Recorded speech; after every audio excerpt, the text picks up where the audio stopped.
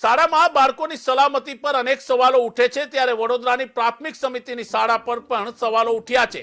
વીર ભગતસિંહ શાળાનો એક video viral થયો છે। સત્તાધીશો તાળું ખોલવાનું જ ભૂલી ગયા। બાળકો પોતાની રીતના છેવટે આ દરવાજો કૂદીને એટલે કે જોખમી રીતે બહાર નીકળ્યા હતા। દરવાજો કૂદીને બહાર નીકળતા આ બાળકોનો વિડીયો હવે સોશિયલ મીડિયા ઉપર ધૂમ મચાવી રહ્યો છે। દરવાજો પર કૂદીને બાળકો ગયા હતા।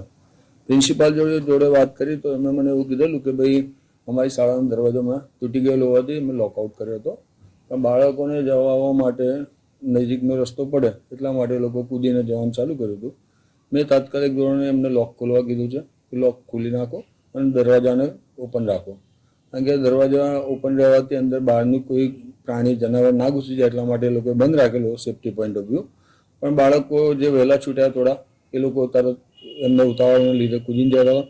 સ્કૂલના શિક્ષકે એવું કીધું કે અમારા બાળકોને અમે સાથે છોડીએ તો જ અમે આને મેન્ટેન કરી શકીએ, અને જ્યારે છૂટવાનો ટાઈમ હોય છે ત્યારે ત્યાં પગી પણ હોય છે। અત્યારે પગી અને એસે નહોતો એટલા માટે આ બાળકો આ રીતે કૂદીને ગયા।